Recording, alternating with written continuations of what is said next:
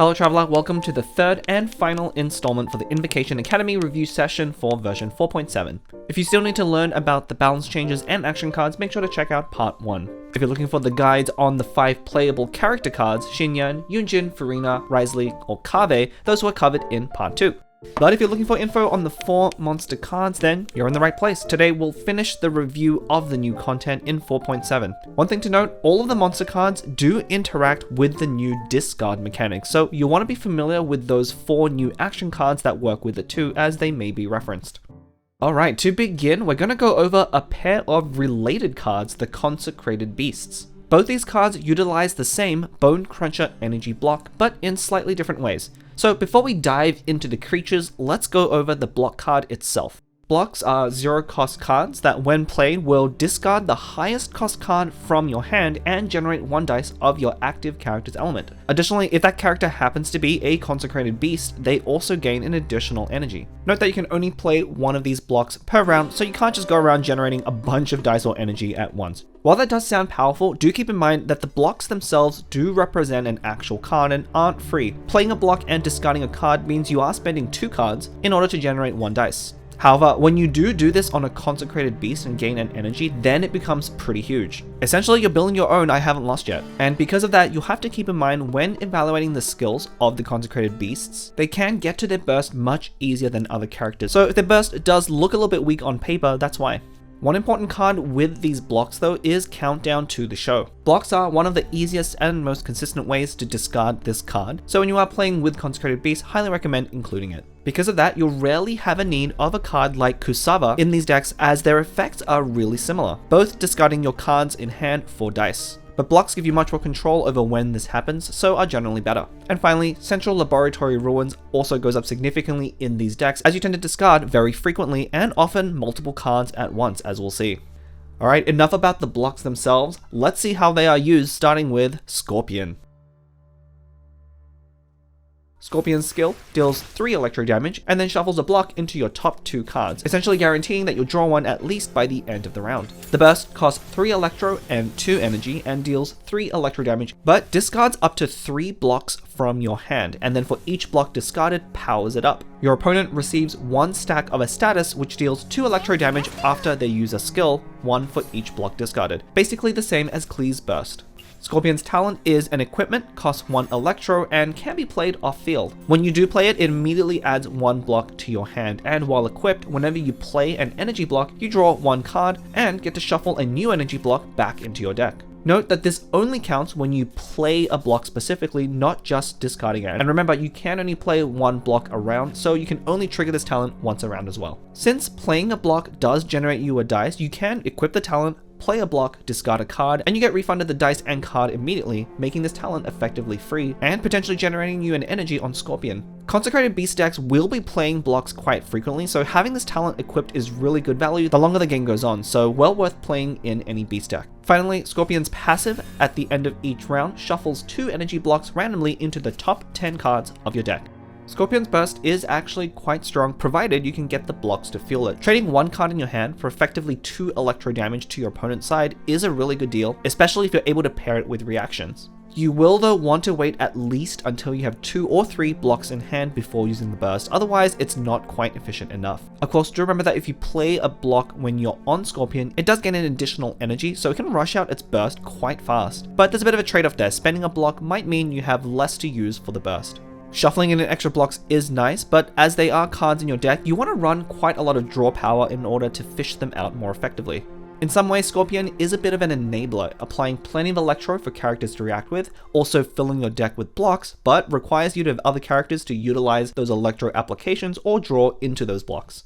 And actually, for those 2 reasons, it pairs particularly nicely with the other Consecrated Beast, Flying Serpent. So before giving a deck recommendation, let's introduce that one first.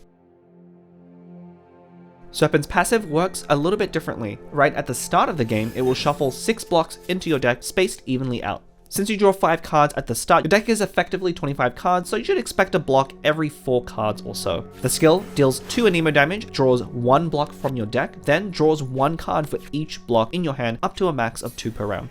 Serpent's burst costs 3 anemo and 2 energy and deals a base damage of 2, but increases for every pair of blocks discarded. and it will discard every single block you have in your hand when you burst. Each pair of blocks discarded doubles the damage, and these stack with each other. So with 2 blocks you get 2x for 4 damage, 4 blocks you get 4x for 8 damage, and if you get up to 6 blocks then it's 8x for 16. Of course, you can keep going with 8 and 10 blocks, but in a regular game, you're probably not going to need to. Keep in mind, you also get double of any effects that buff damage, like Adeptus Temptation. For example, the burst with Adeptus Temptation with 2 energy blocks to double the damage is 2 plus 3, then doubled for 10 damage exactly. Serpent's talent, like Scorpion, costs 1 Anemo and is an equipment that can be played off field, and right away gives you 1 energy block. After you play a block, the next time you switch characters, you will net 1 die of the active character's element, essentially giving you a free swap with a little bit of fixing. Again, do remember you are limited to playing just 1 block around, and discards don't count. Just like Scorpion's talent, Serpent's talent does generate quite a nice bit of value as the game goes on, but is a little bit harder to utilize. To get the effect, you will have to play the energy block before switching onto the character, which can be a little bit awkward if you say wanted to switch onto the beast first and then play the block to get that additional energy buff. I do think it's a little bit worse than Scorpion's talent overall, but if you're playing with Consecrated Beast, still very much worth including. The highlight of Serpent's kit is definitely its skill, which is extremely powerful, potentially drawing you not only 1 block every time you use it, but then up to 2 additional cards every round for a total of 3. The burst as well, with its damage, is highly unpredictable, and your opponents have to play around multiple breakpoints. You could have 2 in your hand only for just 4 damage, but if you have an Adeptus, suddenly they're playing around 10 damage, and if you have a lot of cards in hand, potentially 4 blocks for 8 damage. And being able to discard a block to generate an energy means you can threaten that burst very quickly. Of the 2 beasts, Serpent definitely looks like it has more potential, being able to fuel a ton of card draw into a powerful burst. But of course, the best deal is to play both together. Serpent's card draw is exactly what you need to help build up energy blocks in your hand to fuel Scorpion's burst. And Scorpion shuffling more blocks into your deck helps Serpent draw them more regularly. And while you could definitely play them separately, they do end up working much better together. Okay, you're probably expecting the double Consecrated Beast deck suggestion here, but we actually have 1 more character to introduce first. But before that, Serpent is quite playable on its own due to its high card draw potential. One deck you can try is Serpent Mona Eula. We've seen this combination of characters quite a few times before, sometimes with Sayu, sometimes with Wanderer. The difference there tends to be that Sayu has better card draw with her talent, while Wanderer has a more threatening burst, while Serpent is kind of in the middle. The skill gives you a great draw engine to help you dig through your deck, like Sayu, but you also get to threaten a really big burst, especially with Adeptus Temptation, just like Wanderer. Okay, so the third card we have to talk about before giving our deck suggestion is the All-Devouring Narwhal, sometimes called Whale. First, Narwhal starts off with only 5 max HP, but will gain more as time goes on due to its passive. What it does is anytime you either discard or tune a card, it starts counting up. Then every 3 cards you've discarded or tuned, Narwhal will gain maximum HP based on the set of cards you've discarded. If all 3 cards were different costs, you only gain 1 HP. If you have a pair in there that share a cost, it goes up to 2. But if you can get all 3 cards discarded or tuned to be the same cost, you get a total of 3 HP. It's important to remember that this counts every set of 3 cards, meaning if you say discarded a 2, 2 and then a 3 cost, followed by a 3, 3 and then a 2 cost, you're going to gain 2 HP twice. But discarding in a different order of 2, 2, 2 and then 3, 3, 3 will net you a total of 6 HP instead. Unfortunately, the status doesn't tell you anywhere what the cost of cards you've discarded so far, only the quantity. That's just something you're going to have to keep track of when playing Narwhal. Also keep in mind that the first 2 cards tuned or discarded have no effect by themselves. You have to get to that 3rd card before triggering the effect. One other odd detail about this ability is that when Narwhal gains max HP, each gain is treated as a heal, and if it gains more than 1, each 1 HP is actually counted separately. For instance, if you gain plus 2 max HP, instead it's treated as 2 plus 1s. This is going to come up when we talk about certain synergies, but more on this a little bit later. The status shown here on Narwhal is the total max HP you've gained by this passive, which is important as both skills are affected by the devoured cards.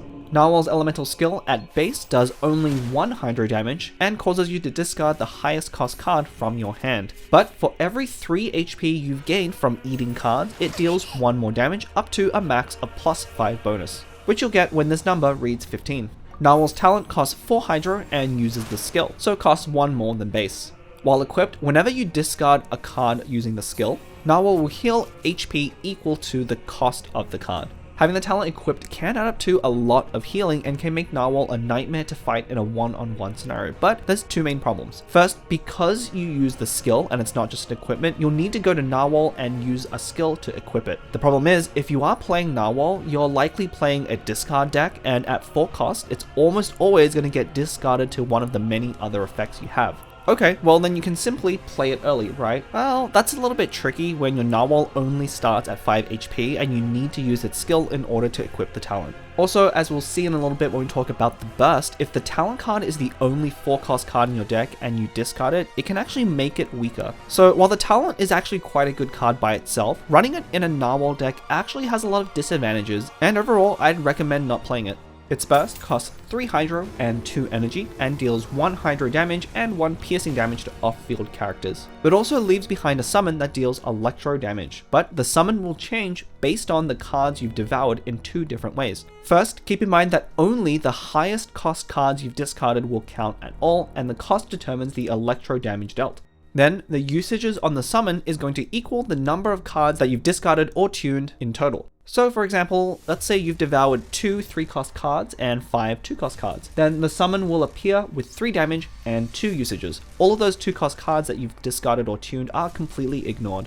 While summoned, whenever your active character takes any damage, you reduce that damage by 1, but it does consume 2 usages of the summon, so they can go down pretty fast. As soon as you end your turn, you'll use up 1 usage to fire 1 shot immediately. Then of course, if there are any left at the normal summon timing, we'll fire an additional shot. One question might be, well, what if you've discarded only 0 cost? Well, it turns out we get a funny summon that deals 0 electro damage, but this still ends up working as a way to apply Electro Aura and create reactions, but in practice, this isn't really going to be all that useful and you probably won't even see it. With only 5 starting HP and a 1 damage skill, it's pretty clear that Narwhal is not a good starting character. But by the time you get up to 6 max HP, then you have 11 effective HP with a 3 damage skill, so you're back to baseline. So at a minimum, this should be your first target. Because of this, you absolutely must play Narwhal in a discard focused deck, as even with tuning, you probably won't be gaining stacks fast enough if you're just relying on its skill. However, provided you have an effective way to draw a lot of cards or discard a lot of cards, it can grow in HP extremely quickly. It is pretty important though that you try as much as possible to discard 3 cards of the same cost, as you really need that to get effective value out of the passive. One important synergy to be aware of is with artifacts like Veteran's Visage and Marechaussee Hunter. As mentioned, each point of max HP you gained is treated as a separate heal. This means that if Narwhal has one of these artifacts equipped when you trigger the max HP gained, if you gain 2 HP, that gives you your +1 dice and card right away from either of those artifacts. The card draw then helps you feel even more discards later. Note that if Narwhal happens to be an active character, this can also affect other cards as well that care about that, like Fortress of Meripede, but ideally you want to pair it with effects that work off field.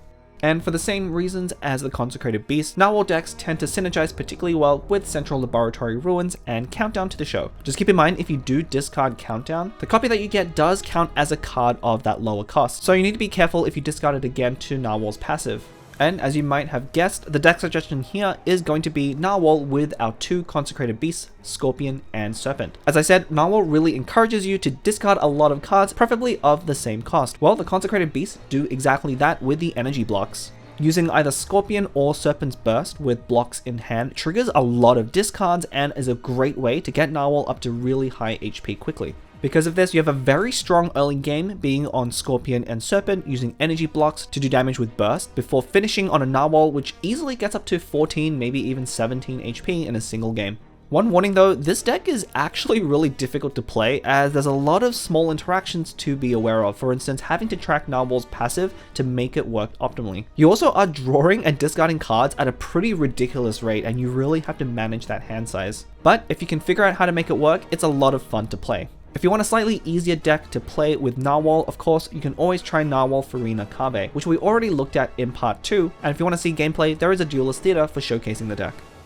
Okay, on to our final character for 4.7, Guardian of Apep's Oasis, which for simplicity we'll just call Apep. Apep's main mechanic is around the proliferated organism cards. At the start of the match, 6 of them will be shuffled randomly into your deck. Each of these cards costs 2 Dendro and when played creates 1 summon that does 1 Dendro damage. but you don't actually want to play them because one other important ability is that when one of these cards are discarded, it creates the summon anyway, meaning you're effectively getting it for free while also triggering any discard synergies. When playing with Apep, you'll get a little status that tracks how many of these you've summoned already, and once you've hit a total of 4, it will buff Apep by providing a 2 HP shield and then plus 3 damage to all skills for the rest of the game. This is marked by the status on Apep. Do keep in mind, if Apep gets taken out and you revive, it will no longer have this buff afterwards. Also, weirdly enough, if Apep is down when you summon the 4th organism, the status tracking these actually pops right away, meaning you'll no longer be able to get the buff. So if you do happen to be running a deck with Egg and Apep goes down, make sure to wait until you revive it before summoning the 4th one for that buff. Also, unlike other summons, which will override any existing ones, each organism is treated independently, so you can have multiple out at once, which is pretty important. Apep's skills help us to get to those 4 organisms. Its skill deals 2 dendro damage, draws 1 from your deck, and adds another status, Oasis Nourishment. This can be used in one of 2 ways. You can use one of these stacks to discount one of Apep's cards by 1 when you play it. Otherwise, once Apep is buffed, any skill will consume all existing stacks to heal Apep by 1 for each stack consumed. The burst is very similar, costing 3 dendro and 2 energy, and deals 4 dendro damage, draws 1 card, and adds 2 stacks of nourishment. Apep's talent costs 2 dendro, and when played, shuffles 4 more organism cards into the deck. You can equip this off field. While equipped, any organisms deal 1 additional damage for a total of 2. The talent is kind of interesting. Without it, Apep does want to play a little bit of a slower game plan, trying to survive until you draw into 4 of your cards, and the damage they do generally doesn't matter too much. With a talent equipped though, suddenly your summons are doing a lot more damage and you're threatening a lot more by building up to that ultimate a little bit quicker. So with a talent, it changes from a more mid-range to stall playstyle into one that's pretty aggressive. In the end though, at 2 cost, it is pretty steep, so even though it increases the odds of you drawing the cards by shuffling more into your deck, you're still going to have to run a lot of card draw to get to them to begin with. The talent is not essential for Apep, but if you are looking to play Apep more aggressively, it can have some nice value. Okay, Apep's kit does sound very complicated, but like Narwhal, it has a pretty clear direction that you want to go. Stall at the game, draw your cards, and play 4 of your organism cards. Once that happens, the damage buff on Apep lets you solo with it pretty consistently. Unlike Narwhal though, Apep does have skills that are quite nice at accelerating that game plan by guaranteeing that you draw those additional cards. So you have more reason to skill on it much earlier in the game than Narwhal. Plus, you do actually want Apep to take a little bit of damage so you can get value when it heals using the nourishment stack later, but just be careful exposing it to a big burst. Once you reach that ultimate form, adding 3 damage to all skills is pretty quick, and a lot of the time you can simply start normal attacking for 5 damage each hit to end the game very quickly. Because of this, a large part of your game plan is going to be focused on getting to Apep's ultimate. As for those nourishment stacks that let you play organisms at a discounted cost, it's not really worth spending 3 dice for a 2 damage skill and then 1 additional dendro for that summon, which is going to be the end result. You will want to save these stacks for Apep's ultimate form to get the healing later on, at which point it gains a lot of value. As far as characters go, Xinyan is one of the best characters to pair with Apep. Dendro Pyro already is a good elemental combination, and Xinyan's defensive shield is exactly what you want to prolong the game so you can draw into more spores and discard them with her skill. Kusava is also another good option to add in Apep decks, as the spores costing 2 means they will get discarded quite a lot of the time.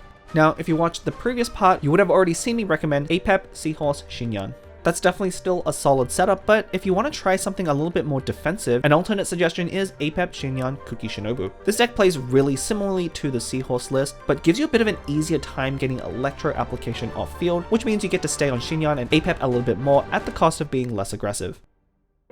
And we're done. That's it. That's all the new content for version 4.7, and what an update. You know, I've been looking around at a lot of the TCG discussions, and one of the things I keep seeing popping up is how difficult people have found trying to take in all of this new information. Now that we're at the end of the review, I want to stress, if you do feel that way, that is very justified. These cards have been very complicated, and you shouldn't feel too bad if you weren't able to understand the mechanics right away. But hopefully, these last 3 review sessions have helped a little bit. Still, I like how having these discard mechanics available does encourage you to play specific characters and narrow your deck building a little bit. Hopefully, we'll see more discard synergies in the later versions, but until then, happy brewing for version 4.7. If you are a newer player, be sure to attend the TCG 101 series to level up your Genius Invocation game. If there's anything you'd like to see in an upcoming video, drop a comment and I'll see how I can help. Be sure to enroll in our courses by subscribing so you can be notified when a new lesson is available. Until then, class dismissed!